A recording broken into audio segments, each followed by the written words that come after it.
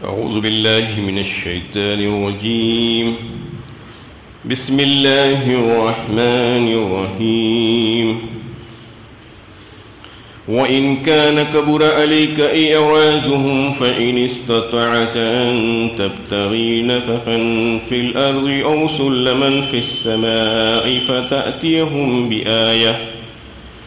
ولو شاء الله لجمعهم على الهدى فلا تكونن من الجاهلين.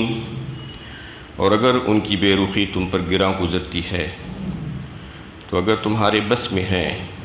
کہ زمین میں کوئی سرنگ یا آسمان میں کوئی سیڑھی ڈھونڈ نکالو تاکہ ان لوگوں کے لیے کوئی نشانی لا سکو تو ایسا کر دیکھو. اگر اللہ چاہتا تو سب کو ہدایت پر جمع کر دیتا، لہٰذا ان لوگوں میں سے نہ ہو جاؤ جو نادان ہیں. سورہ انعام کی یہ 35 نمبر کی آیت ہے.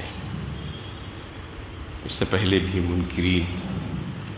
اور مشرکین کا تذکرہ چل رہا تھا. اس آیت میں کفار اور مشرکین کی طرف سے جو بیجا مطالبات کیے جاتے تھے اور فرمائشی معجزات کا مطالبہ جو کیا جاتا تھا نبی صلی اللہ علیہ وسلم سے کہ ایسے مطالبات اور ایسے معجزات دکھانے کا جس کے دیکھنے کے بعد غیب نہ رہے. مثلا فرشتوں کا اپنی اصلی حیت اور شکل و صورت میں نازل ہو جانا یا اس قسم کے کئی ایک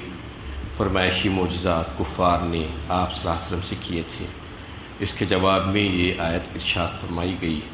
سے مقصود نبی صلی اللہ علیہ وسلم کو تسلی دینا بھی ہے اور نیز یہ واضح کرنا بھی ہے کہ معجزہ دکھانا نبی کے اختیار میں نہیں ہے بلکہ یہ اللہ ہی کے اختیار میں ہے اور اسی کی مشیت پر موقوف ہے. اور جہاں تک کفار کے مطلوبہ معجزات کا تعلق ہے اگر وہ دکھا دیے جائیں تو عقل و شعور کے امتحان کا کوئی موقع باقی نہیں بچتا. اس لیے ان کو دکھانا یہاں پر حکمت الہی کے خلاف ہے. بڑے سخت لب و لہجے میں بات کی گئی ہے تاکہ کفار اور مشرکین اس بات کو سمجھ جائیں کہ ان کے مطالبہ وہ جو کر رہے ہیں وہ بالکل ناحق ہے، غلط ہے اور باطل ہے. اس میں الفاظ اگر آپ دیکھیں تو اندازہ ہوگا کہ اللہ تعالیٰ کا فرمان ہے کہ وہ جو مطالبہ تم سے جو کر رہے ہیں اور اس کی وجہ سے اگر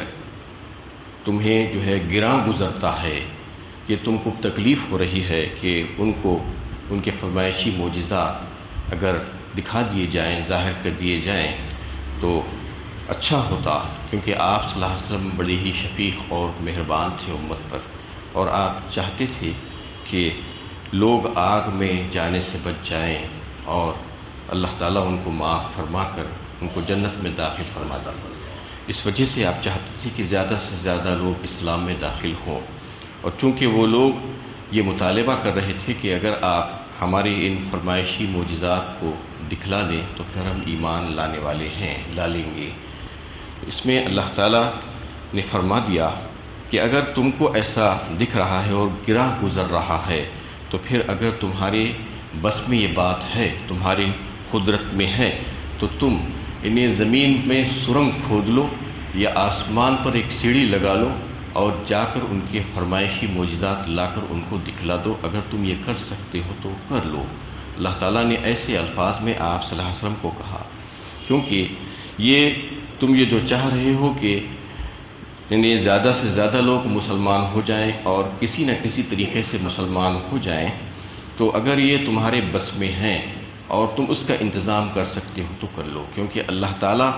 اگر چاہتے تو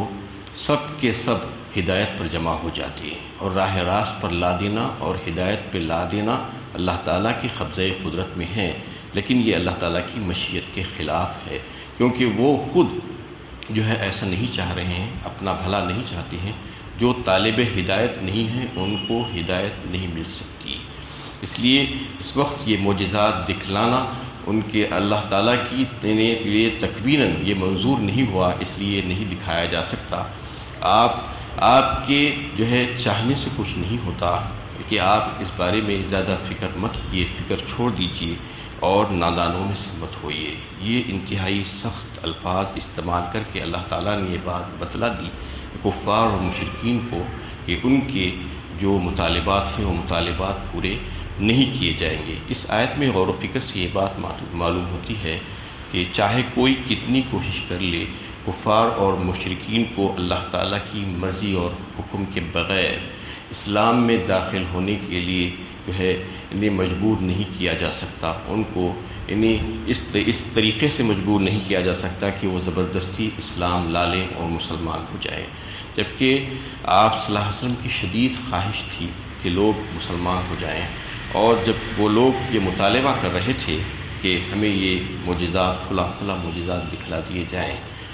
تو آپ صلی اللہ علیہ وسلم کو بڑے واضح الفاظ میں، واضح انداز میں اللہ تعالیٰ نے یہ بات فرما دی کہ اس وقت مناسب نہیں ہے، اللہ تعالیٰ کی حکمت کے خلاف ہے، اور اگر آپ کی قدرت میں ہے تو آپ ایسا کر لیجئے، ایسا کر کے ان کو دکھلا دیجئے۔ یہ معجزات کا جو تذکرہ یہاں پر آ رہا ہے، اس سے پہلے بھی یہ بات جو ہے آپ کے سامنے واضح کی جا چکی ہے کہ خرق عادت فعل جو ہوتا ہے، عاجز کر دینے والا کام، وہ اللہ تعالیٰ کا فعل ہوتا ہے، اللہ تعالیٰ کی طرف سے ہوتا ہے۔ وہ اگر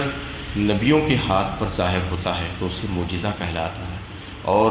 وہ اگر اللہ تعالیٰ کے کسی نیک بندے، صالح بندے کے ہاتھ پر ظاہر ہوتا ہے تو اس کو کرامت کہا جاتا ہے۔ کہ معجزہ ہو یا کرامت ہو، یہ اللہ تعالیٰ کا فعل ہے، یہ انسان کے بس میں، اس کی قدرت میں یہ بات نہیں ہے کہ وہ اپنی من پسند اپنے طریقے سے کوئی معجزہ یا کرامت دکھلا دے، جبکہ اللہ کے نبی صلی اللہ علیہ وسلم اللہ کے حبیب ہیں، اور انہیں محسن انسانیت ہے، ہادی اعظم ہیں، تاجدار مدینہ ہے، کتنا بڑا مقام و مرتبہ ہے آپ صلی اللہ علیہ وسلم کا۔ اس میں اللہ تعالیٰ واضح فرما رہے ہیں کہ آپ ان کے فرمائشی معجزات نہیں دکھلا سکتے، اور نہ ہی آپ کسی کو اپنی پسند سے ہدایت دے سکتے ہیں۔ انک لا تہدی من احببت ولکن اللہ یہدی من یشاء، فرمایا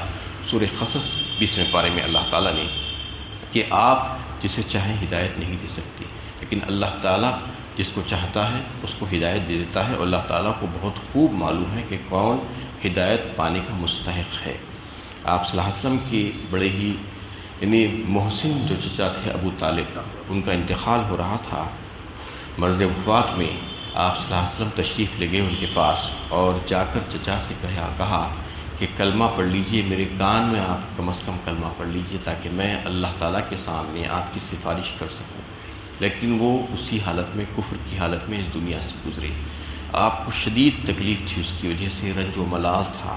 اس پر اللہ تعالیٰ نے آپ کی تسلی فرمائی اور کہہ دیا گیا کہ ہدایت آپ کے ذمے نہیں ہے، اور آپ کے ہاتھ میں اور آپ کے اختیار میں نہیں ہے، آپ جسے چاہیں ہدایت نہیں کر سکتے۔ تو اس میں دو باتیں عقیدے کے تعلق سے معلوم ہوئی ہے، یہ بڑی اہم باتیں ہوتی ہیں جہاں پر عقیدے کی بات ہوتی ہے۔ میں تھوڑا سا اس کو تفصیل کے ساتھ آپ لوگوں کے سامنے پیش کرنے کی اس لیے کوشش کرتا ہوں کہ عقیدہ اور ایمان کی جو بات ہے وہ مضبوط ہونی چاہیے۔ عقیدہ اگر مضبوط نہیں ہوگا، بنیاد جسے کہا جاتا ہے، فاؤنڈیشن، پایا، تو پھر چاہے آپ کتنی ہی تعمیر اس کے اوپر کر لیں وہ بیکار ہو جائے گی۔ فاؤنڈیشن اگر اچھا بن جائے گا، عقیدہ اچھا ہو جائے گا، ایمان میں تقویت حاصل ہو جائے گی، تو پھر تھوڑا سا عمل بھی کام آئے گا، ورنہ زیادہ سے زیادہ عمل بھی کریں گے لیکن عقیدے میں بگاڑ اور فساد ہوگا تو پھر وہ بیکار ہو جائے گا۔ یہی وجہ تھی کہ اسلام کی جو ہے شروعات میں، ابتدائی دور میں زیادہ سے زیادہ عقیدے بھری جو ہے محنت کی گئی۔ 13 سالہ مکی دور میں اگر آپ دیکھیں تو احکامات بہت کم آئے، عقیدہ ایمان کو مضبوط کیا گیا۔ یہی وجہ تھی کہ صحابہ کرام کی جو جماعت، چھوٹی سی جماعت تھی جو تیار ہوئی ہے، وہ ساری دنیا پر غالب آ گئی، اور ان سے لوگ اس طریقے سے ڈرتے اور تھراتے تھے کہ بڑی بڑی جماعتوں سے بھی کوئی نہیں ڈرتا ہے۔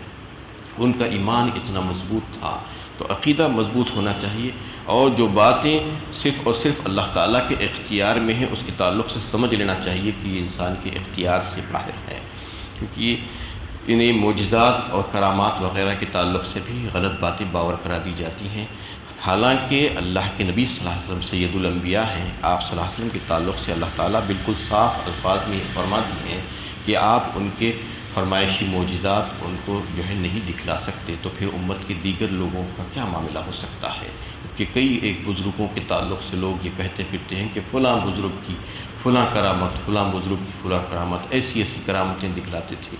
کسی کے اختیار، کسی کے ہاتھ میں کرامتیں دکھلانا نہیں ہے، کوئی بھی امت کا کوئی بھی فرد ہو۔ اللہ تعالیٰ جب چاہتے ہیں تو اپنے نیک بندوں کے ہاتھوں پر کرامتوں کا اظہار فرما دیتے ہیں، خرق عادت چیزوں کا اظہار فرما دیتے ہیں۔ یہ اللہ تعالیٰ کا فعل ہوتا ہے۔ اس میں یہ بات واضح ہوتی ہے کہ جب ایک نبی اللہ کی مشیت کے بغیر معجزات دکھانے پر قادر نہیں ہوتے تو کسی ولی اور کسی بزرگ کے بس میں کہاں ہو سکتا ہے کہ وہ کرامتیں دکھائیں۔ طبعی قوانین پر حکومت صرف اللہ کی ہے، اور ان کی گرفت سے آزاد ہو کر کوئی غیر معمولی چیز دکھانا کسی بھی انسان کے بس کی بات نہیں ہے، خواہ وہ نبی ہو یا ولی ہو۔ البتہ جب اللہ چاہتے ہیں تو نبی کے ہاتھ سے معجزہ صادر ہوتا ہے، اور وہ جو چاہتا ہے کہ کسی نیک اور بزرگ شخص کی تائید غیر معمولی طریقے پر کرنا ہے۔ نہ کوئی بزرگ سے بزرگ شخصیت نہ کرامت دکھانے پر قادر ہو سکتی ہے اور نہ کرامت دکھانے کا دعویٰ کر سکتی ہے۔ یہ بات بالکل غلط ہے۔ اگر کوئی اس قسم کے دعوے کرتے ہیں تو یہ اپنے کاروبار کو چمکانے کے لیے، اپنا فائدہ حاصل کرنے کے لیے لوگوں کے ناموں کے ساتھ اس قسم کی کرامتوں کا منسوب کر کے جو ہے اپنے کام چلانا چاہتے ہیں۔ اس لیے ہم دیکھتے ہیں کہ صحابہ کرام کا معاملہ کیا تھا۔ سب سے بڑے اولیاء اللہ تو صحابہ کرام تھے، جن کو سرٹیفکیٹ دیا گیا تھا کہ رضوان اللہ علیہ اجمعین، اللہ تعالیٰ ان سے راضی ہے، رضی اللہ تعالیٰ عنہ۔ اس کے باوجود کسی بھی صحابی نے کبھی بھی یہ دعویٰ نہیں کیا تھا کہ میں نے فلاں کرامت دکھا سکتا ہوں میں، یعنی کوئی بھی کرامت دکھانے کا دعویٰ انہوں نے نہیں کیا تھا۔ بہت کم صحابہ ایسے تھے جن کے ہاتھوں پر کچھ کرامتیں ظاہر ہوئی تھی۔ تو کسی کے ولی ہونے کی یہ نشانی نہیں ہے کہ اس کے ہاتھ پر کرامت ظاہر ہونا ضروری نہیں ہے۔ اللہ تعالیٰ جب چاہتے ہیں تو کسی کے بھی ہاتھ پہ، کوئی بھی اپنے نیک بندے کے ہاتھوں پر کرامتوں کا اظہار کر سکتے ہیں۔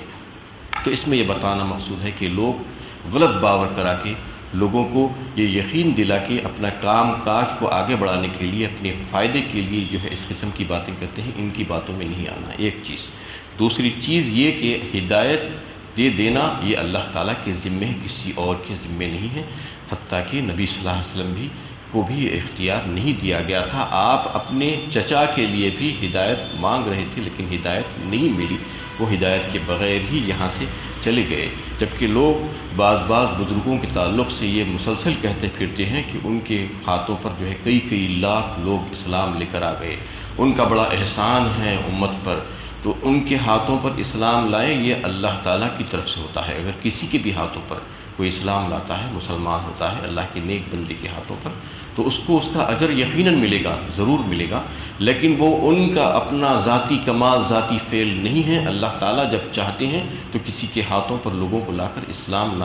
لا دیتے ہیں اور ان کو ہدایت کا راستہ دکھلا دیتے ہیں۔ کسی کا اس میں ذاتی کمال سمجھ کر ان کے پاس چلے جانا اور ان کی خبروں کے پاس جا کر ان کی نظر و نیاز کرنا، منتیں مرادیں مانگنا، یہ کون سا طریقہ ہے؟ یہ شرک میں لا کر ڈالنا لوگوں کو اور ان کے عقائد کو خراب کرنا ہے۔ اس طریقے سے اپنے کام کو آگے بڑھا لینا اور اپنا فائدہ حاصل کر لینا ہے۔ یہ ساری باتیں غلط ہے۔ اس آیت سے یہ بات ثابت ہوتی ہے کہ نہ کوئی معجزہ دکھا سکتا ہے، نہ کوئی کرامت دکھانے کا دعویٰ کر سکتا ہے، اور نہ ہی کوئی ہدایت پر لانے کا دعویٰ کر سکتا ہے۔ یہ کسی کو اللہ تعالیٰ نے یہ اختیار نہیں دیا ہے۔ اور پھر اللہ تعالیٰ کی مشیت یہ نہیں ہے کہ لوگوں کو زبردستی ہدایت پر جمع کر دے۔ اسی آیت میں اللہ تعالیٰ یہ فرما رہے ہیں، اگر ایسا کر دیا جاتا تو پھر عقل و شعور کے امتحان کا جو موقع اللہ تعالیٰ نے اس دنیا میں انسانوں کے لیے رکھا تھا، وہ ارادے اور اختیار کی آزادی دے کر رکھا تھا، تو پھر وہ ارادے اور اختیار کو چھین لیا جانا پڑتا، اور پھر وہ اللہ تعالیٰ کی جو حکمت تھی، جو امتحان لینے کی، وہ حکمت ہی ختم ہو جاتی۔ کیونکہ عقل و شعور کو استعمال کرنے کے لیے کچھ اختیارات بھی دینے پڑتے ہیں، تو اختیارات اللہ تعالیٰ نے یہاں پر دی ہیں کہ دونوں راستے دکھلا دیے گئے ہیں کہ تم جو چاہے اختیار کرو، تم چاہے تو ہدایت کے راستے پر چلو، چاہے تو گمراہی کے راستے پر چلو۔ آج تم سے سوال نہیں کیا جائے گا، لیکن وہاں پر آنے کے بعد تم کو اس کا جواب دینا ہوگا۔ اس لیے اللہ تعالیٰ یہ فرما رہے ہیں کہ ہم زبردستی کسی کو ہدایت پر جمع نہیں کرتے، اور اگر ایسا چاہتے تو بالکل کن فیکون کا معاملہ تھا، اللہ تعالیٰ سب کے سب سارے لوگوں کو ہدایت پر جمع کر دے سکتے تھے، لیکن وہ اللہ تعالیٰ کی حکمت کے خلاف تھا کہ وہ اللہ انسانوں کو جو ہے عقل و شعور کے امتحان کا موقع دینا چاہ رہے تھے یہاں پر، تاکہ لوگ اپنے طریقے سے جو ہے آزادی کے ساتھ کام کر سکیں، اور اللہ تعالیٰ یہ حکمت کے تحت جو ہے ان کو یہ سارے انتظامات کر کے ان کے لیے رکھ دیے تھے یہاں پر۔ تو اس میں آخر میں یہ بات بتا دی گئی کہ یہ سارے کام اللہ تعالیٰ کے ہاتھ میں ہے، اللہ تعالیٰ کے اختیار میں ہے۔ آپ جو ہے اس تعلق سے زیادہ فکر مت کیجیے، زیادہ پریشان ہونے کی ضرورت نہیں ہے آپ کو، آپ اللہ کے اوپر چھوڑ دیجیے، آپ کی جو ذمہ داری ہے وہ ذمہ داری کو آپ پورا کیجیے، ہمارا پیغام لوگوں تک پہنچا دیجیے، معجزات دکھلا دینا اور ہدایت دے دینا یہ صرف اور صرف ہمارے ذمے ہیں، کسی اور کے ذمے نہیں ہیں۔ وآخر دعوانا الحمدللہ رب العالمین۔